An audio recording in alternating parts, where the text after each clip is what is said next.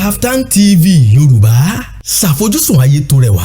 àmì òkè ló kọ yín ní kẹ́kùn rẹ́rẹ́. orúkọ mi ni ọ̀gbẹ́ni Gabriel Àpáta. kí ni iṣẹ́ tẹ̀ ń ṣe?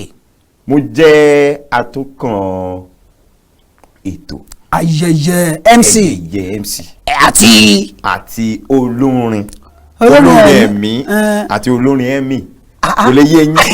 ó máa tó yé wọn olórin ẹ̀mí àti olórin ẹ̀mí ẹ̀jẹ̀ èwo lẹ̀mí èwo ni ẹ̀mí o. olórin ẹ̀mí bíi ministration bí àwọn olóyìnbó fi máa pè é. bí kéèyàn máa forí wàásù. olórin ẹ̀mí wa ń kọ́. ẹ̀mí pé àbúrò mọ́mí mi ó fẹ́ ṣe ẹ̀gbọ́n dádì brother sister aunty mo fẹ́ máa ṣe wedding. ó ti yé mi. you see ní state táwa ti wá. bẹ́ẹ̀ ni ẹ sọ̀rọ̀ lọ. mo wà ní ìlú Aspirin níjẹta. wonderful. Aspirin tó wà lẹ́gbẹ̀ẹ́ United States. tó wà lẹ́gbẹ̀ẹ́ Panadol. yóò mọ rìn gan o.